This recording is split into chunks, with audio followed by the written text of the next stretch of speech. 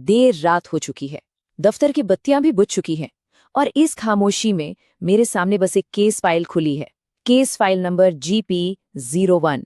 ये एक ऐसे मामले का कच्चा चिट्ठा है जो यूं तो एक आम गुमशुदगी की रिपोर्ट से शुरू हुआ, लेकिन हमें इंसान के दिमाग की सबसे अंधेरी गलियों में ले गया। तो चलिए इस फाइल के पन्ने पलटते हैं और देखते हैं ये हमें कहाँ ले जाते हैं।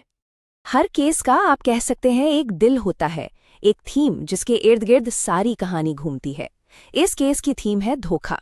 ये लाइनें एक पुराने गाने की हैं, हाँ, पर हमारे केस का पूरा सार इसी में छिपा है कि जो दिखता है वो अक्सर सच नहीं होता। और यहीं से इस केस का पूरा साइकोलॉजिकल ढांचा तैयार होता है। दो धारी तलवार का कॉन्सेप्ट, मतलब एक ऐसी चीज जो एक तरफ से आपको लुभाती है और दूसरी तरफ से जख्म देती है। और पता है इस केस में वो दो धारी तलवार क्या है? याददाश्त। तो केस की शुरुआत होती है एक बहुत ही सीधी साधी गुमशुदगी की रिपोर्ट से। फाइल का पहला पन्ना। ऊपर से देखने में तो मामला बिल्कुल साफ था, एक खोया हुआ प्यार, एक फूला हुआ पता। लेकिन जैसा कि अक्सर होता है, सच्चाई सतह के बहुत नीचे दबी हुई थी। और इस कहानी के बिल्कुल केंद्र में है ये शख्स, गौतम प्रभाकर। जब वो पहली बार हमारे सामने आता है तो एक बेचारा प्यार में डूबा हुआ आदमी लगता है। एक ऐसा आदमी जो अपनी दोस्त गायत्री को पागलों की तरह ढूंढ रहा है, या शायद वो ऐसा ही दिखना चाहता है। उसकी शुरुआती गवाही के मुताबिक वो 6 महीने से गायत्री की तलाश में है। पौंडीचेरी में उसका पता खो गया है और वो उसके बिना जी नहीं सकता। पहली नजर में एक दर्द भरी सी प्रेम कहानी लगती है ना? पर ये वो कहानी थी जिसे हकीकत बहुत जल्द तोड़ने वाली थी। तो अब फाइल का अगला पन्ना पलटते हैं और कहानी का एंगल पूरी तरह बदल जाता है। यहाँ हम देखते हैं कि दुनिया गौतम को किस नजर से देख रही थी। हेमा और उसके दोस्तों के लिए वो बस मजाक का एक पात्र था, एक आसान शिकार। और उनका ये मजाक अनजाने में हमारी अनौपचारिक निगरानी बन गया। उनकी हरकतें थोड़ी बचकानी थीं। उसे चॉकलेट के पैसे देने के लिए फुसलाना, उसे एक फर्जी पते पर भेजना और तो और उसे एक भरे क्लब में गाने की चुनौती देना। वो उसे परख रहे थे, उसकी हदों को टटोल रहे थे। पर उन्हें ये नहीं पता था कि अनजाने में वो उसके जुनून की आग को और हवा दे रहे थे। और यहीं पर ये मजाक एक केस में तब्दील हो जाता है। गौतम ने क्लब में गाया और इतनी सच्चाई और दर्द से गाया कि सब हैरान रह गए। मजाक का पात्र अब एक पहेली बन चुका था और हेमा को यह एहसास हो गया कि ये कोई आम कहानी नहीं है। जब गली नुक्कड़ की जासूसी से बात नहीं बनी तो मामला पहुंचा विशेषज्ञों के पास। डॉक्टर राजशेखर एक मनोचिकित्सक।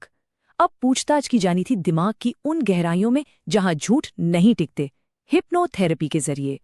और हिप्नोसिस के टेप्स ने कहानी का रुख ही मोड़ दिया। ये था केस का पहला बड़ा झटका। होश में गौतम एक हारा हुआ आशिक था, लेकिन अवचेतन मन की गहराइयों में वो एक शिकारी था। उसका मकसद प्यार नहीं, बदला था। वो गायत्री को नहीं बल्कि 3 आदमियों को ढूंढ रहा था और उन्हें मार डालना चाहता था। थेरेपी से मिली कणियों को जोड़कर हमने उस रात की एक धुंधली सी तस्वीर बनाई जिसने सब कुछ बदल दिया था। कजोरी गांव, एक हमला, गायत्री को बचाने की एक नाकाम कोशिश, सिल पर एक गहरी चोट और फिर अंधेरा। जब गौतम होश में आया तो उसकी याददाश्त के सिर्फ टूटे फूटे खौफनाक टुकड़े ही बाकी थे। हमें लगा कि गुत्थी सुलझ गई है ना? एक नाकाम हीरो और उसके बदले की कहानी। लेकिन हम बहुत गलत थे। केस की सबसे बड़ी और सबसे चौंकाने वाली परत खुलनी अभी बाकी थी। एक ऐसा सच जिसने पूरे मामले को सिर के बल खड़ा कर दिया। गौतम की पूरी कहानी, उसके जहन में चल रही जंग, एक मौत के इर्द गिर्द बनी थी, गायत्री की मौत। लेकिन हकीकत ये थी कि कोई मरा ही नहीं था। पीड़ितों की संख्या असल में 0 थी। तो ये थी असली कहानी जो फाइल के आखिरी पन्नों में दर्ज है। गायत्री जिंदा थी, वो उस हमले से बच निकली थी और अब शादीशुदा थी। और गौतम का मिशन, वो एक ढाल थी, एक कहानी जो उसके जख्मी दिमाग ने उस भयानक सच को छिपाने के लिए गढ़ी थी कि वो गायत्री को बचाने में नाकाम रहा था। सच्चाई सामने आने के बाद ये केस अब क्राइम से ज्यादा इलाज का बन गया। अब सवाल मुजरम को पकड़ने का नहीं था, अब सवाल था एक टूटे हुए जहन को फिर से जोड़ने का। इलाज था एक बहुत खतरनाक दांव, सच का आमना सामना कराना।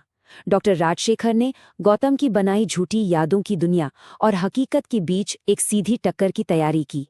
एक ऐसा मनोवैज्ञानिक झटका जो या तो उसे ठीक कर सकता था या फिर हमेशा के लिए तोड़ सकता था। और नतीजा, वो दांव कामयाब रहा। हकीकत का सामना होते ही याददाश्त की दीवारें ढह गईं और केस फाइल के आखिर में सबके हिस्से का सच लिखा गया।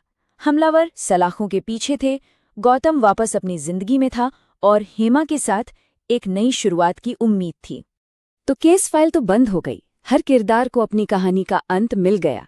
लेकिन एक सवाल हवा में तैरता रहता है। जब जंग का मैदान किसी शहर की सड़कें नहीं बल्कि किसी की याददाश्त हो, तो क्या वहां न्याय जैसा कुछ हो भी सकता है? इस सवाल का जवाब शायद किसी फाइल में नहीं मिलता,